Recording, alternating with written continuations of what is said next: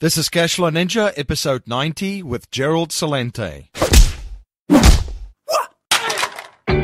Welcome to the Cashflow Ninja, the podcast empowering and inspiring people to discover how to generate their own income and manage, grow, and protect their own wealth in the new economy. Now, here is your host, MC Laubscher.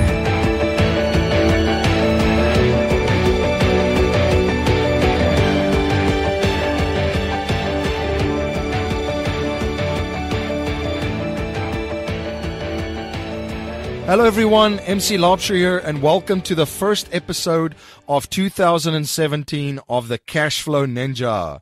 In today's show, I'm very honored to have on the show as returning guest, Mr. Gerald Celente from the Trends Research Institute to talk about the top trends of 2017.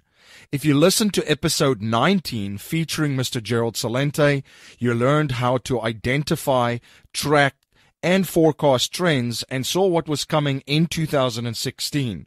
Mr. Gerald Celente forecasted on the Cashflow Ninja that Donald Trump would win the U.S. presidential election and discussed why, and also shared that we would see a wave of anti-establishment movements growing in popularity around the world and impact elections and referendums across the globe, speaking about Brexit and the five-star movement in Italy.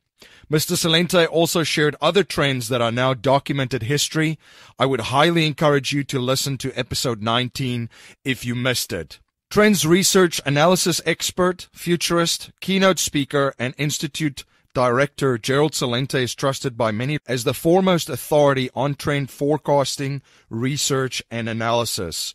He's the author of Trends 2000 and publisher of the Trends Journal. Published and documented evidence proves that his institute has produced the most accurate, timely, and comprehensive forecasts. Gerald Celente's extensive range of knowledge and expertise makes him a favorite of major media. They call on him for unique perspectives on the current events forming future trends. He is the world's only analyst who covers 300 diversified trends fields.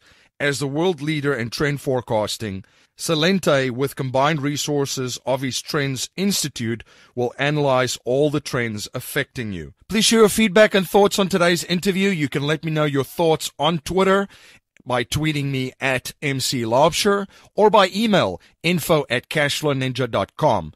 And please remember to join our mailing list by signing up at cashflowninja.com or texting Cashflow Ninja, one word, all capitalized, to 44222. That's 2 4s and 3 2s. As some of my listeners may know, I live in Newtown, Pennsylvania, a town that's about 45 minutes away from Philadelphia, the birthplace of the United States, the home of the cheesesteak, the Rocky Steps, and also the hometown of the beloved founding father, Benjamin Franklin. Benjamin Franklin believed an investment in knowledge pays the best interest, and early to bed and early to rise makes a man healthy, wealthy, and wise. The Cashflow Ninja have aligned itself with partners that aims to empower you to be healthy, wealthy, and wise. Our healthy partner on it provides supplements, nutrient-dense, and earth-grown foods and fitness equipment to help you achieve your next level of well-being and total human optimization. Our listeners can get a 10% discount with coupon code GETONIT at cashflowninjahealth.com. Our wealthy partner Fundrise gives everyone the opportunity to invest directly in high-quality real estate without the middleman. Fundrise makes the process of investing in the highest quality commercial real estate from around the country simple, efficient, and transparent. You can get started with as little as $1,000 and do not have to be an accredited investor in order to participate in some of their offerings. You can check them out at cashflowninjawealth.com. And don't forget our wise partner, Audible. You can download any audiobook for free when you try Audible for 30 days. You can download your free audiobook at cashflowninjabook.com. Hey, this is John Lee Dumas from Ontrendpreneur on Fire, and you're listening to the Cashflow Ninja podcast with your host, MC Laubscher. You must be prepared to ignite.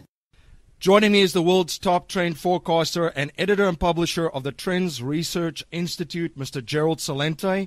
Mr. Celente, welcome to the show. Oh, thanks for having me on. The full edition of the Trends Journal is available, and I just want to congratulate you on another fantastic edition packed with valuable information and truly history before it happens. I'm really excited to talk about the top trends for 2017 that you recently released.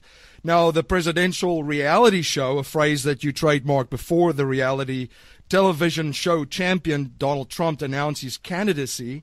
Here on my show in May, you had forecasted that Donald Trump would win the race to the White House, and Trump won against a stacked deck. There was a lot more losers during this election besides Hillary Clinton, and this also ties into your first top trend for 2017, Make It New. Yeah, what Trump proved is there's no political party, basically. He took over the election. You go back to October, you had the Republicans, the top Republicans weren't even giving him any encouragement that they would support him. I mean, that's how negative it was. So in the making it new, as we point out, is that all the old lost. Obama lost. He didn't only defeat Clinton. The Democrats lost the Senate and the House. Hollywood lost. $100,000 a plate fundraising dinners. The biggest names in Hollywood, from Spielberg to Katzenberg to Clooney to De Niro, one after another, coming out against Trump, strongly supporting Clinton, they lost. Silicon Valley, the Zuckerbergs, the Schmidts, the Googles, the Facebooks, they lost. As WikiLeaks showed us that Eric Schmidt, head of Google over there, or Alphabet now, was behind the Clinton campaign very strongly. So the best algorithms, the best minds in Silicon Valley lost. The major media lost. They all called it wrong, right up into the end. So you go up and down the line and you look at all the losers and you realize, oh, I forgot, the rappers, Jay-Z, the Beyonce, she was there, not a rapper, but all the other ones, the Miley Cyruses. So the entertainment industry lost. What this shows us is the opportunity to make it new. People aren't only disgusted with the elites entrenched, they're disgusted with the entire system. And so the opportunities are to create whatever you want to create. The proof is there. And this is global too. Again, as you said, everyone is disgusted with the system. From the Italian referendum, where Renzi just had to resign and lost that, to the rise of the popularity of the Pirate Party in Iceland. So this has been global. And you had mentioned about in our previous conversation on this podcast about the 2016 top trend, which was ready to explode, which really bubbled to the surface this year. Yes. So, again, the future's in the people's hands. And as you mentioned with, was it Fonzie or Renzi? I get it confused, he got beaten. And he got beaten bad. So what we're looking at is the 5-star movement, Cinque Stelle. They have a woman now, the mayor of Rome? I mean, that's pretty big stuff. They also... it's one after another. It's throughout the world. The people are tired of the same. It's so true. We have listeners all over the world, and they've reached out to me with their disgust towards the establishment. Now, another trend for 2017 is economic disorder. The Trump presidency is here. What do you see in store for the life of the average person in President Trump's economy, markets, trade policies, and more? Are happy days here again? In many ways they are. You look at the people that he's picking. And again, I'm not a supporter of this guy. I only call trends the way they are. And the fact of the matter is, you look at the top people he's picking, whether it's the guy for Secretary of State, from Exxon, Mobil, Tillerson, Wilbur Ross, a top, hedge fund guy, Mnuchin, another one. I mean, these are all, very successful people in the business world. Are they my kind of people? No, they're ruthless. Many often, you could see in their, in some of them. I'm not talking about all of them or any of them, just in general. by the deals that they do and the people that they've hurt with the buyouts and what have you. But the point being is that this isn't about politics. It's Trump. It's about business. And that's what changes it. So he's picked a business cabinet at the top. And these aren't cabinet members. They're senior vice presidents. It's going to be run like a business.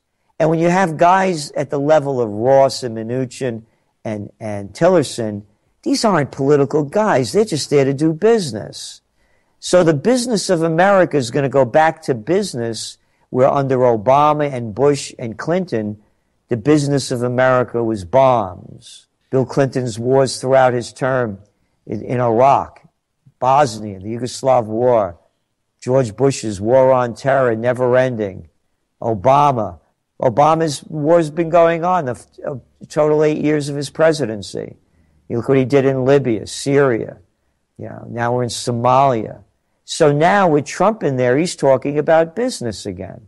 And then it goes back to who's going to win and who's going to lose. The emerging markets are going to go down heavily because of all the money they borrowed in cheap dollars. And today, for example, the Federal Reserve just raised interest rates only for the second time in 10 years.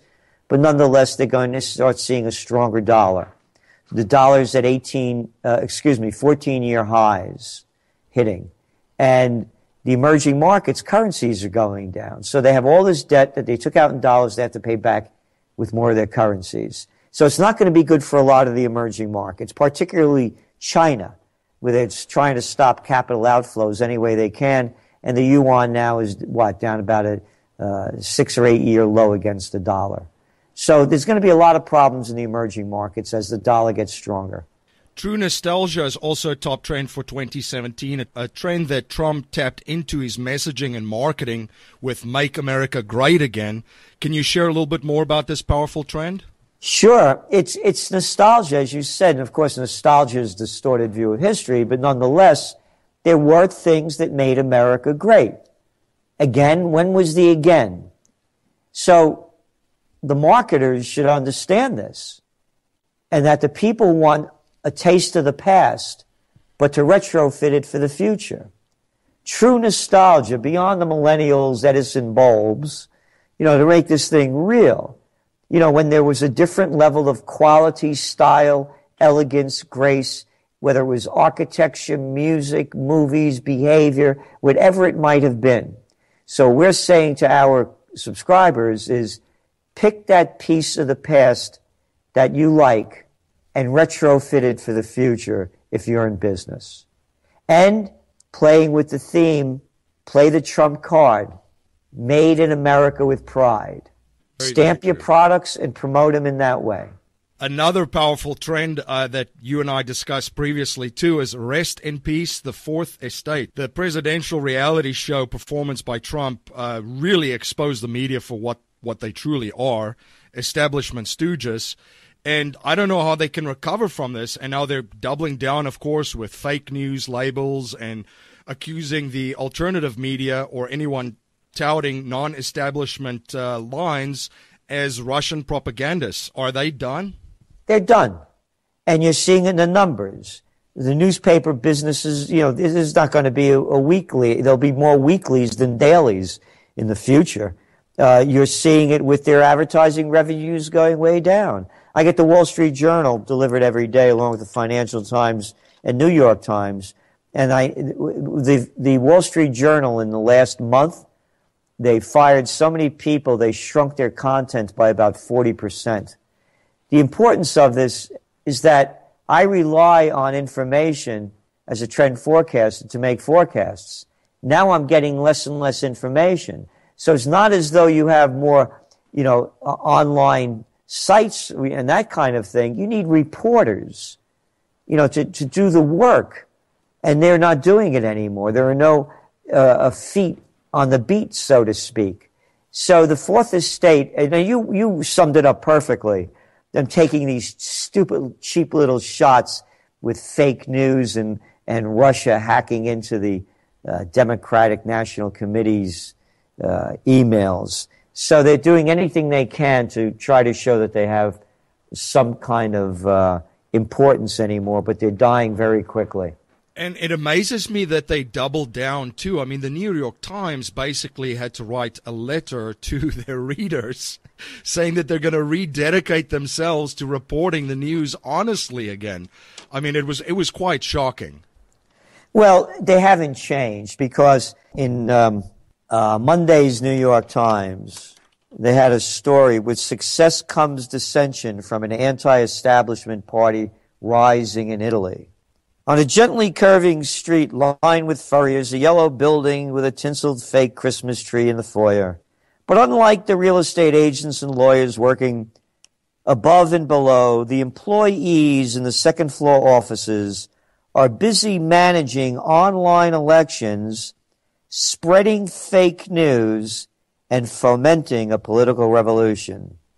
The employees work for the firm of Casaleggio Associates, the unlikely nerve center propagating the bare-knuckle message of Italy's anti-establishment five-star movement. Now think of what I just read. This is by a guy named, the reporter, Jason Horowitz. So certainly you spell Horowitz with a W rather than an H, because this Horowitz is the perfect prostitute of the toilet paper of record, the New York Times. They're in their second floor offices, busy spreading fake news. Hey, Horowitz, you little boy, show me the fake news. You're writing about it, Junior. How about telling us what it is? Horowitz, or maybe whore with no wits. So that's the kind of New York Times crap they're still putting out. He mentions fake news related to the five-star movement 3 times in that article, and this little slimer of a nobody doesn't show one example. How about that for fake news? The New York slime, Horowitz. Mr. Celente, what do you think will happen to alternative media with this censorship trend starting to accelerating that we've already seen on social media platforms such as Facebook and Twitter? Facebook and Twitter will become taken over by somebody else. A smarter people will take over that won't censor. So they're going to start losing out. Something will replace it. The internet's not owned by Facebook or Twitter or Google. So they'll lose out by doing it. Something new will step in its place.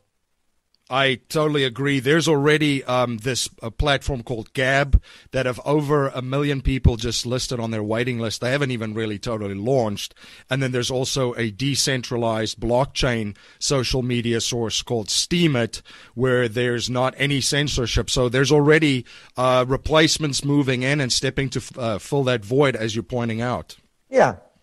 And again, these are little boys. These aren't men. Men don't do that. Whore-o-witzes do it. Prostitutes. It amazes me. And the other trend that you mentioned too, Rust Belt 2.0, and you've spoken about it, that Silicon Valley also lost big time in this election. And there's a technological wave sweeping the globe that you could trigger a historic rapid transformation of how societies live, work, and play. Can you share a little bit more about this trend? Yes, the thing is that you don't have to be in Silicon Valley. Like you need the Rust Belt areas around the world, these cities that declined at a time of strong manufacturing or industrial revolution. They were there because of the resources or the location, whether they were rivers, waterways, whatever they may have been, seaports, or the resources. The mind doesn't need a location. It could be anywhere in the world. So Silicon Valley had its place in building the infrastructure of the digital revolution. But it's expanding around the world. China, South Korea, countries throughout Europe. Your mind could be anywhere. So we believe that Silicon Valley, as evidenced by their narrow little thinking and how they lost the election, is going to be the next big Rust Belt of the United States. Very interesting. And then also another trend, Reefer Money Madness. Marijuana actually won more states than Hillary Clinton did. Yeah, very funny. A very powerful trend to watch. And another trend that you mentioned is that there's some opportunities for Ontrendpreneurs to take advantage of. What are some of these opportunities that you speak about? Well, one is in the Reefer Money Madness. 28 states now you could either buy it for recreational and medical purposes. This is just the beginning of it. But it goes beyond those two purposes. You're going to start seeing it putting in more products. It's going to start hurting other industries, particularly the beer industry. And states are going to want more and more of it because in Colorado, which is the prime state for cannabis, they're getting more in tax revenue from pot than they are from booze. That's a big one.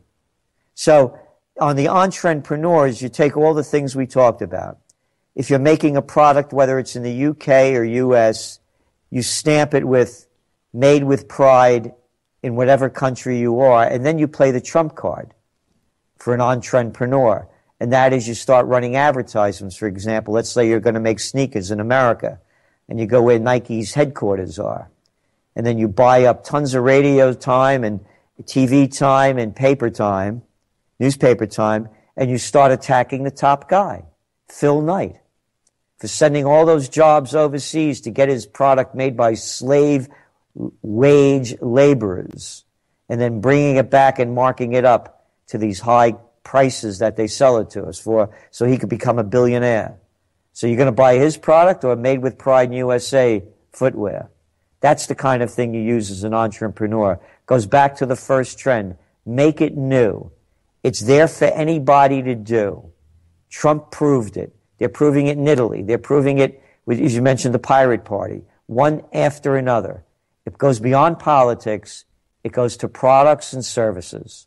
And there's so many examples, too. Look at Nigel Farage with Brexit. How people initially just started laughing at him when he even suggested that they could possibly get out. So the opportunities are there, as you mentioned. Another trend which I really enjoyed reading about was VRED. Now, the education system is definitely, we're so far behind, and this is pretty exciting. Our virtual reality is no longer just for video gaming. Can you share a little bit about this trend? Yeah, the education system it's an industrial age model invented by the Germans. You get people to read, write, do a little bit of arithmetic, but most of all put them in a location to follow orders. And that's what the education system is. It's an industrial age model, and it's not working well. If it was, we wouldn't be in the problems that we have right now. So with virtual education, you have the best instructors, the best teachers in the world, and you feel like you're sitting in the classroom in whatever field you want to excel in. And so right now people are looking at it as video games in that market. We see it much bigger. And also then all of a sudden you don't need all this tax money stealing from us to send your kids to these crappy schools with teachers that all they have to do is pass exams to be able to teach. And they're teaching general education. So now you're going to have specialized education with all of the information that we have and finding out what a young person could want to be, what they're good at, what their potentials are, rather than forcing a bunch of garbage on them to pass a state test that they give you to see if you're, doing okay in school. So the virtual education to us is really going to be the biggest areas of virtual reality that we see coming down the line. Very, very powerful. And as you mentioned, it is a German-based model, the Prussian school education, designed to deliver good soldiers and good factory workers to turn on and off the machines. We've spoken about education on the show before, of the importance of being a lifelong learner and constantly updating your existing skill set and learning new skill sets to serve and provide value for others in this exciting new economy and time that we live in. So this is definitely a trend that I am very excited about and will watch. Mr. Celente, now you also spoke about no more cash, and we have seen the two largest denominated notes taken out of circulation in India. We've seen coins in South Korea and now Thailand in 2017 already. So this trend is already very, very much in motion and accelerating. Can you share a little bit more about this? Yeah, the governments want to know where you're spending your money, how much you have, so they can take as much of it as they can in terms of tax.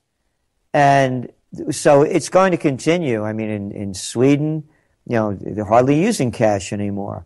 And young people are just used to using, digital anythings, so they won't mind not having cash. So the realities you mentioned, with India and South Korea, and you're going to start seeing it more and more. So what we say is this is the way it's going. We don't like it. But for investors, what companies are going to profit from it?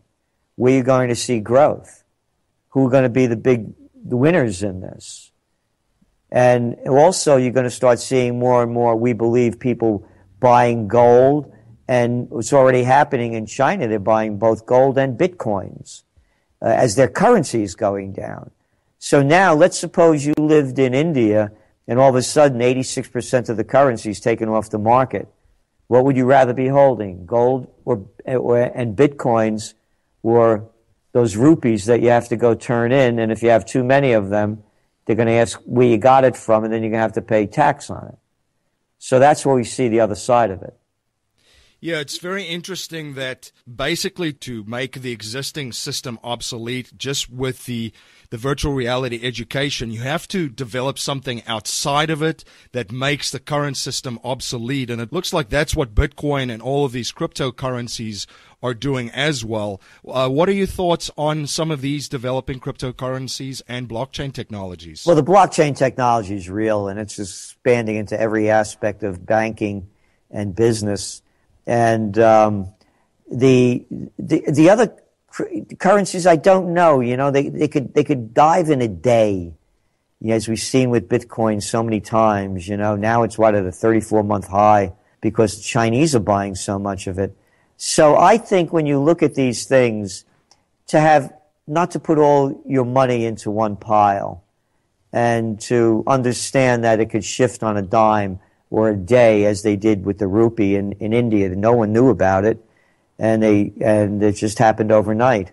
So again, I look at gold to me, is still a safe haven asset, even though it's not going to perform well in the United States with higher interest rates, because gold gives you nothing in return, and people put their money in treasuries and other investments to get assured interest rates. I still look at it as a safe haven, considering there's a whole world out there and a lot of destabilization, particularly in emerging markets. Speaking about broken systems, what are some of your outlook in 2017 for the global economy and Europe and the banking system especially? We've seen a lot of trouble in Italian banks, for instance, and other European banks like Deutsche Bank, which I thought some of the problems that have been identified and looked at there would have started to ripple through the entire global economy. What is your outlook for 2017? For the United States, we're looking at a much better economy. I mean, again, the Trump cabinet, these are business guys, and the government does a lot of stupid things, and they're not going to be doing it. It's not a government game anymore. It's a business game, and he's serious about it. And at least he appears to be. And so, but for the rest of the world, the higher interest rates are going to force them to raise interest rates. And the higher interest rates go, the less cheap money out there. The less cheap money out there, the less speculation in the markets. However, a lot of the money never went into rebuilding businesses. It went into speculation, stock buybacks, and merger and acquisition activity. So we may see a little slowdown in market activity, but it could be very beneficial for businesses to build again. And so the United States, we think, is going to be at the top of it. Countries like a lot of the African countries, not well at all. Japan, we call it a stall, neutral. Europe, same, more of what's the same. Same thing with the UK. And China, between negative and positive, playing both of them. It's not going to be a straight line. And the other Asian nations flatlined to down as well. The emerging markets, as I said, Brazil down, are going to be hurt the worst as these interest rates go up. The dollar becomes more valuable, their currencies become less valuable, and they have to pay all that debt that they took with cheap dollars back in dollars, but they're going to need more of their currency to pay off that debt. So that's the way we see it. It's an economic disorder. But again, for the United States, this is the first time, and I can't tell you in how many years, that I've seen a positive turnaround as we forecast it for the economy. And again, there's always the wild cards that could turn this around, but in the absence of wild cards, we think it's going to be one of the better years ahead. Mr. Celente, how can my audience learn more about the Trends Research Institute, the Trends Journal, and stay informed of all of the projects that you're involved with? Well, they could go to trendsresearch.com, trendsresearch.com. And again, beyond the Trends Journal, we do a Trends Monthly, Trends in the News broadcast each weekday night, Trend Alert each week, and much, much more. We have conferences over here in Colonial Kingston, New York. Just had one 2 weeks ago. And people from all over the world come here. The last big one we had in July, the 2-day conference, they came from Chile, Australia, Ireland, Switzerland, across the country, around the globe. So we really believe we're the only ones out there providing history before it happens.